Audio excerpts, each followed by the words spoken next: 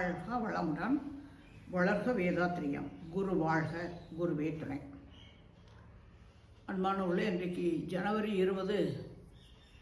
இன்றைய சிந்தனை தலைப்பு வாழ்க்கை மலர்களில் நாள் ஒரு நற்சிந்தனையில் மனம், உயிர், தெய்வ நிலை, இந்த மூன்றை பற்றிய சிந்தனையை மேற்கொள்ளுங்கள்னு நம்முடைய குருமகான் நம்மளுக்கு அறிவிக்கிறார். இப்போ மனம்ங்கிறது என்ன என்ற இப்போ சாதாரணமாக கேட்டாங்க அப்படின்னாக்க நெஞ்ச தொட்டு தொட்டு காமிப்பாங்க. மனம்னா அங்கே தான் இருக்காது. இங்கே இருதயம் நுரையீரல் இருக்கிற இடம் முக்கியமான இடம். ஆனால் மனம்ங்கிறது என்ன அப்படின்னாக்க ஒன்றா இன்பத்தை உணருது. ஆகா, என் மனம் இன்பத்தில் குதிச்சுக்கிட்டு இருக்கு அப்படிம்பாங்க. இல்லை, என் மனம் துன்பத்தில் துவண்டு போயிடுச்சும்பாங்க. ஆக இன்பம் துன்பங்கிற ரெண்டையும் உணர்றது மனம்ங்கிறது சாதாரண மனிதர்களும் பயன்படுத்துகிற வார்த்தைகள் தான். ஆனால் அந்த மனம்தான் மனிதன், மனிதன் தான் மனம். அது இதயத்தை தொட்டு தொட்டு காமிச்சுக்கிறாங்களே மனம்னு. அப்படி இல்லை, இன்பத்தை துன்பத்தை உணர்ந்துனா மண்டையில் கொட்டுனாலும் வலிக்குது, காலில் விரலை பிடிச்சி குத்துனாலும் கிள்ளுனாலும் வலிக்குது. அப்போது உச்சியிலையும் வலிக்குது, பாதத்துலேயும் வலிக்குது. எந்த இடத்துல உடம்புல எந்த இடத்துல அடிபட்டாலும் வலிங்கிற ஒன்று வருது அப்படின்னா அது துன்ப உணர்வாக இருக்கு இல்லையா? அப்போ மனம்ங்கிறது எங்கே இருக்குது அப்படின்னு பார்த்தா உச்சியிலேருந்து பாதம் வரைக்கும் எல்லா இடத்துலையும் இருக்கிறது தான் மனம். சரிதான், இன்ப துன்பத்தை உணர்றது. ஒரு கொசு கடிக்குது, ஒரு ஈ உட்காருது, எறும்பு கடிக்குதுன்னா உடனே மனுஷன் தடவி விட்டுறான். ஏன்னா அது ஒரு துன்ப உணர்வாக இருக்குது. அதுலேருந்து தன்னை விடுவிக்கணுங்கிறதுக்காக அறிவுடைய எழுச்சி, உயிருடைய எழுச்சியை கையை எடுத்து தட்டி தொடச்சி விட்டுறது. ஆனால் அதே ஒரு டெட் பாடி, செத்த பணத்தை வச்சுருக்காங்க, அது மேலேயும் தான் கொசு உட்காருது, ஈ உட்காருது எல்லாம். ஆனால் அது துடைக்குதா? இல்லை, அது மட்டும் தான் இருக்குது தேமேன்னு. அப்போது மனம்ங்கிற இன்ப துன்பத்தை உணரணும்னா அதுக்கு மூலமாக இருக்கிறது உயிர். உயிர் இருந்தால் தான் இன்ப துன்பத்தை உணர முடியும். அப்போது இந்த உயிர்ங்கிறது என்ன, அதை தெரிஞ்சுக்கணுங்கிற ஒரு எண்ணம் வரும். ஏன் வரும் அப்படின்னா ஒவ்வொரு பிறவிகள் தோறும் தேடல் இருந்துக்கிட்டு தான் இருக்கு ஆன்மாவுக்கு. அப்படி மூலம் என்ன? ஆனால் அந்த மூலம்ங்கிறது தெய்வ நிலை. அதை அறியணும்னா முதல்ல மனதை அறியணும். மனதுக்கு இயக்கமாக இருக்கக்கூடிய உயிரை அறியணும். ஆனால் இது கருவிகளை கொண்டு கண்ணால் காண முடியாது, புலன்களை கொண்டும் பார்க்க முடியாது, கருவிகளை கொண்டும் பார்க்க முடியாத விஷயம். அதுதான் மறைபொருள், சப்ஜெக்டிவ் ஃபினாமினா. இருக்கிறது என்று எடுத்துக்காட்ட முடியாது, எடுத்துக்காட்ட முடியவில்லை என்பதற்காக இல்லை என்று மறுத்து கூற முடியாதது தான் சப்ஜெக்டிவ் ஃபினாமினா. அப்போது அது மறைபொருள் அது உணரத்தான் முடியும். அப்போ மனம் என்பதையும் உணரலாம், உயிர் என்பதையும் உணரலாம். அது கடைசியில் தான் தெய்வ நிலையை உணர முடியும். அப்போ தெய்வ நிலையை உணர வேண்டும் என்ற எண்ண எழுச்சி பிறவிகள் தோறும் மனிதருக்குள்ளார வந்துக்கிட்டே இருக்குன்னா அது காரணம் தன்னுடைய மூலம் இறைநிலை. இறைநிலையில் இருந்து பின்னப்பட்டு தன்மாற்றம் அடைந்து மனிதன் வரைக்கும் வந்திருக்கிறதுனால தன்னுடைய ஆதியாகிய தன்னுடைய மூலத்தை நோக்கிய ஒரு பயணம், ஜேர்னி ஆஃப் கான்சியஸ்னஸ். அதுதான் அறிவின் பயணம். எதை நோக்கிய பயணம்? இறைநிலையை நோக்கிய பயணம். இப்போ இறைநிலைங்கிறது மறைபொருளும் போது அதை அறிந்து கொள்ளணும் அப்படின்னா அதுக்கு முதல்ல மனதை பற்றியும் மனதனுக்கு இயக்கமாக இருக்கக்கூடிய உயிரை பற்றியும் உணர்ந்து கொள்ளணும். உயிருடைய பழக்கை நிலை தான் மனம். உயிருடைய இயக்கம் தான் மனமாக இருக்கிறதா தான் கடலும் அலையும் போன்றது உயிரும் மனமுங்கிறார் நம்ம குருமகான். கடலில் என்ன இருக்குது? தண்ணி இருக்குது. அலையில் என்ன இருக்குது? அலைனா இயக்கம், நீரின் அசைவு. அங்கேயும் தண்ணி தான் இருக்குது. அப்போ ரெண்டு இடத்துலையும் தண்ணி தான் இருக்குது. ஆனால் அது இயக்கத்தில் இருக்கிறதுனால அலை, அது இருப்பாக இருக்குது கடல்ன்றோம். அதனால் கடலும் அலையும் போன்றது உயிரும் மனமும். இப்போ இந்த உயிர் என்பது இன்றைக்கி மருத்துவ விஞ்ஞானம் ஏற்றுக்கொள்ளவே இல்லை. நம்முடைய கோயம்புத்தூர் டிஸ்ட்ரிக்டில் கேஜி ஹாஸ்பிட்டல் எல்லோரும் கேள்விப்பட்ட இடம் தான். அதில் டாக்டர் பக்தவச்சலம் ஐயா அவர்கள் ஆசான் ஆழ்த்தந்தைகிட்ட பர்சனாலிட்டி டெவலப்மெண்ட் கோர்ஸ் நடந்துகிட்டு இருக்கும்போது அவரும் பயிற்சியில் கலந்துக்கிட்டார். அவர் சொன்னார் ஃபீட்பேக் கடைசியில், மருத்துவத்தை பொறுத்த வரைக்கும் நாங்கள் மருத்துவர்கள் யாருமே உயிர்கிறத ஒத்துக்கிறதே இல்லை. என்னென்னா அது உயிரோடு இருக்கும்போதும் மனுஷனை எத்தனையோ ஆப்ரேஷன் பண்ணுறோம், என்னென்னமோ செய்கிறோம். ஆனால் அந்த உயிரை நாங்கள் கண்ணால் பார்த்ததில்ல. அந்த மனுஷன் செத்து போன பிறகு போஸ்ட்மார்ட்டம் பண்ணுறோம், அப்பயும் உயிரை பார்த்ததே இல்லை. அதனால் மருத்துவ விஞ்ஞானத்தை பொறுத்த வரைக்கும் அந்த உயிர் என்பதை ஒத்துக்கொள்ளவே மாட்டாங்க. ஆனால் இங்கே வந்த பிறகு ஆசான் அழுத்தந்தை மூலமாக உயிரை உணரத்தான் முடியும்னு அந்த உணர்வதற்கான ஒரு வழியாக தவம் என்ற முறையை குண்டலினி யோக முறையாக சொல்லி கொடுத்துட்டாருன்னு சொன்னார். அதே மாதிரி நம்முடைய பேராசிரியர் மதுரை மெடிக்கல் காலேஜ் டீனாக இருந்தவர் டாக்டர் அனந்த நாராயணன் ஐயா அவர்களும் பல முறை சொல்லுவாங்க, மருத்துவத்தை பொறுத்த வரைக்கும் உயிர் என்பதை ஒத்துக்கொள்கிறதே இல்லை. ஏன்னா அது புலன்களால் பார்க்க முடியல, கருவிகளாலேயும் தெரிஞ்சுக்க முடியலைங்கிறதுனால, அது மறைபொருளுங்கிறதுனால அதை ஒத்துக்கவே இல்லை. ஆனால் ஆசான் அழுத்தத்தை மூலமாக உயிரை உணரத்தான் முடியும். அதற்கான வழிமுறைகளை தவமுறைகளை மகரிஷி கொடுத்த பிறகு தான் நம்ம உணர்ந்து கொண்டோம். அப்போது இதுக்கு ஏன் இந்த மாதிரி அலோபதி மருத்துவத்தை பொறுத்த வரைக்கும் ஏற்றுக்கொள்ளலைன்னு பார்த்தோம்னாக்கா, முதல் பௌதீக பிரிவாகிய விண், அதுதான் ஆகாசத்துகள்னு சொல்கிறோம். அது ஒவ்வொரு மனிதருக்குள்ளாரையும் ஒவ்வொரு ஜீவனுக்குள்ளாரையும் எண்ணிலடங்காத ஐயா சுழன்றுகிட்டு இருக்கு, கணக்கிலடங்காத துகள்களாக. அது ஜீவன்களுக்கு வெளியில் இருக்கும்போது அது ஈத்தர் எத்திரியல் பார்ட்டிக்கல் ஆகாச துகள்னெல்லாம் சொல்கிறாங்க. அவைகளுடைய கூட்டு சேர்க்கை தான் அடுத்த பௌதிக பிரிவாகிய காற்று, அழுத்த காற்றாகிய நெருப்பு, இன்னும் நீரகம், கெட்டி பொருள் சொல்லக்கூடியதெல்லாம். அதனால் அலோபதி மருத்துவத்தை பொறுத்த வரைக்கும் மேலை நாட்டு மருத்துவம்.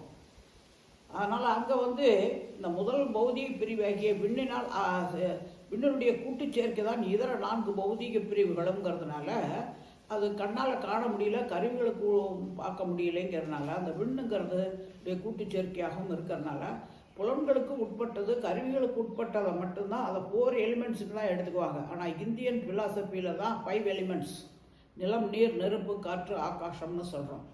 கெட்டி பொருள்னு சொல்லக்கூடியது எலும்பு, தசை, இதெல்லாம் விண்ணுகளுடைய அடர்த்தி அதிகமாக இருக்கும்போது மண் தத்துவம் கெட்டி பொருள்னு சொல்கிறோம். நீர்ப்பொருள்னு சொல்லக்கூடிய நீரகங்கிறது ரத்தம், சளி, இதெல்லாம் இருக்குது. இப்போ இந்த கெட்டி பொருளை விட கொஞ்சம் குறைவாக இருக்காங்க அணுக்களுடைய கூட்டு சேர்க்கை. இன்னும் அழுத்த காற்று களம்னு சொல்லக்கூடியதான் நெருப்பு. நமக்கு 98.6 டிகிரி கேட்டுக்கிறோம். அதிகமாக போயிட்டாக்கா காய்ச்சல் வந்துருச்சு, குறைஞ்சி போயிட்டா ஜன்னி வந்துருச்சுன்றோம். இப்போ காற்று உடல் இருக்குது. அதுக்கு முன்னதாக பார்த்தோம்னாக்க காற்று 10 வகையான வேலைகளை செஞ்சுக்கிட்டு இருக்குது, உச்சி முதல் பாதம் வரை. அதில் சுவாச காற்றுங்கிறது மட்டும்தான் நமக்கு சாதாரணமாக தெரியுது. ஆனால் உள்ளே போய் 10 வகையான வேலைகளை, அவருடைய வேலையை பொறுத்து அதுக்கு பேர்களை வச்சுருக்காங்க நம்முடைய சித்தர் பெருமக்கள். அதுக்கும் முன்னதாக இருக்கக்கூடியதுதான் முதல் பௌதிக பிரிவாகிய பெண், அதுதான் உயிர். அது கண்ணால் பார்க்க முடியாது, கலர் டிசைன் கிடையாது. ஆனால் அதனுடைய தன்மாற்றம் தான் அழுத்தம், ஒளி, சுவை, மனம் 5 பௌதீக பிரிவுகளில் தெளிவாகும் போது டிரான்ஸ்ஃபார்மேஷன் ஆயிடுது. அந்தந்த உறுப்புகள் மூலமாக வெளியேறுது.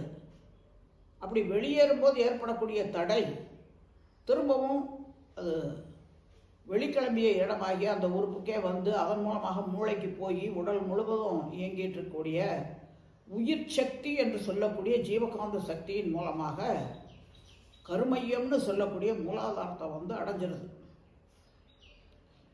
அப்ஸ்ட்ரக்ஷன் இஸ் பர்செப்ஷன், தடையே உணர்தலாகிறது.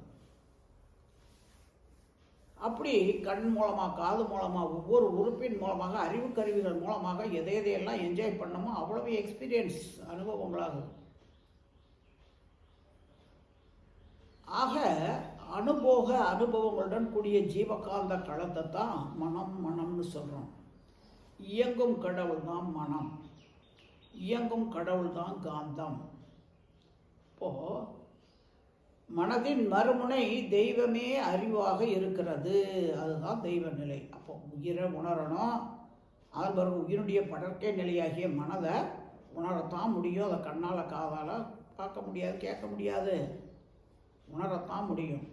அப்போ அந்த மனம் என்பது எப்படி இருக்குது? இப்போ ஒவ்வொன்றா பிறந்ததுலேருந்து இந்த நிமிஷம் வரைக்கும் உள்ளே போட்டு அத்தனை அனுபவங்களையும் உள்ளே வச்சுருக்கோம் கருமையத்தில். அந்தந்த சந்தர்ப்ப சூழ்நிலைகள் வரும்போது விரிச்சு காட்டுது மூளை. அதன் மூலமாக நமக்கு எண்ணம்ங்கிறோம், எண்ணமே சொல்லாக செயலாக மலர்ச்சி வருது, செயலுக்கு விளைவு வருது. நல்ல செயல் செஞ்சுருந்தோம்னா விளைவு நன்மையாக வருது, தீய செயலாக இருந்ததுனாக்கா விளைவு எப்படி வருது? துன்பமாக தான் வருது. இந்த செயல் விளைவு நியதிங்கிறதா தெய்வீக நியதி. அப்போது மனம் என்பது ஒரு முனைனா இன்னொரு முனை அறிவு, அதுதான் தெய்வம். அப்படியா? அந்த மனம்ங்கிறதுலேருந்து அறிவுக்கு எப்படி போகணும்? ஏன்னா இன்றைக்கி எலக்ட்ரோ என்செஃபலோகிராஃப்னு கருவியை கண்டுபிடிச்சிட்டாங்க. அதனால் அந்த கருவியின் மூலமாக இப்போ நம்ம மெஞ்ஞானத்தை விஞ்ஞானத்தோடு இணைக்க முடியும். ஒவ்வொரு மனிதனும், எந்த மனிதனாக இருந்தாலும், சாக்ரட்டிஸாக இருந்தாலும் சரி, வேதாத்திரி மகர்ஷியாக இருந்தாலும் சரி, திருவள்ளுவராக இருந்தாலும் சரி, நீங்களாக இருந்தாலும் நானாக இருந்தாலும் எல்லாருக்குமே அந்த மிஷினில் வச்சு பார்த்தோம்னா உயிர் சுழல் வேகத்தை மன அலைச்சுழல் வேகம்னு வச்சுருக்காங்க. அதை 1லிருந்து 40ங்கிற சுழல் வேகம் தான். இதில் 14லிருந்து 40ங்கிற சுழல் வேகம் பீட்டா, அது உணர்ச்சி வயப்பட்ட நிலை. இது வரைக்கும் உயிரை பற்றி உணராமல், மனதை பற்றி உணராமல், தெய்வ நிலையை பற்றி, செயல் விளைவு நியதியை உணராமல் வாழ்ந்த காலம்.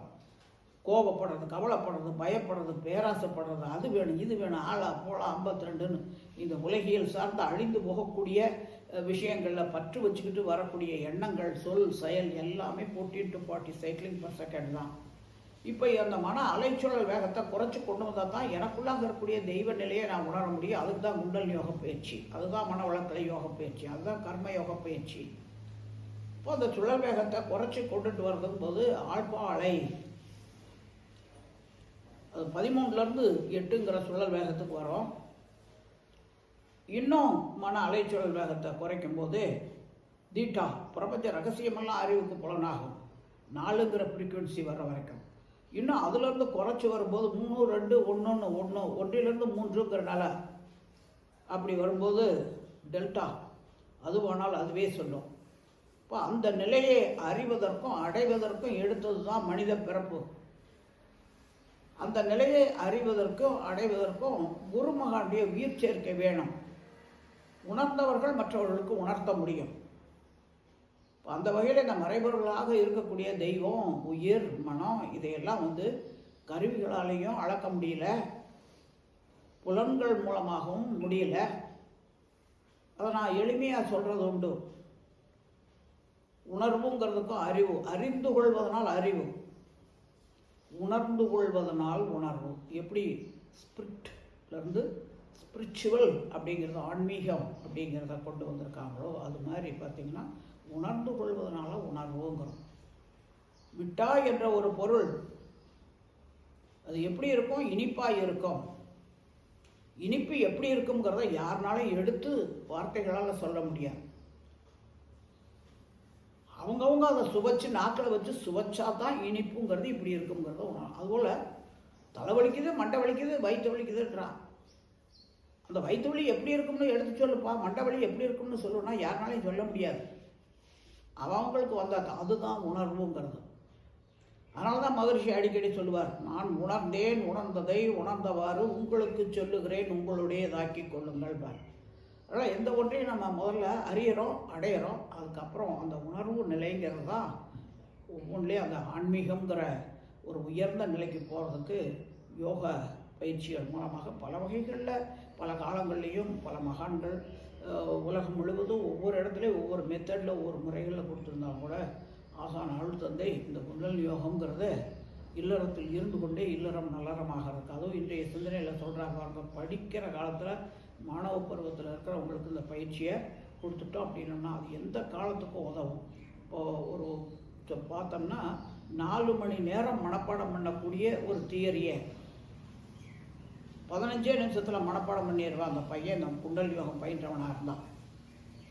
அப்சர்வேஷனுங்கிறது நல்லா இருக்கும், உள்வாங்கினது வீணாக போகாது, அது எப்படியும் ஸ்டோர் ஆகி உள்ளேயே இருக்கும், எப்போ வேணும்னாலும் வெளியே எடுக்க முடியும். அதுக்கு இந்த குண்டல் யோக பயிற்சி உதவியாக இருக்கும். எந்த ஒரு செயல் படிப்புங்கிறது மட்டும் இல்லை, மாணவ பருவத்தில் மட்டும் இல்லை, வாழ்க்கையில் எப்போயுமே நம்ம எந்த ஒரு செயல்லையும் தடமாற்றம்ங்கிறது தான் அதை வேவரிங் மைண்ட்னு சொல்லுவாங்க.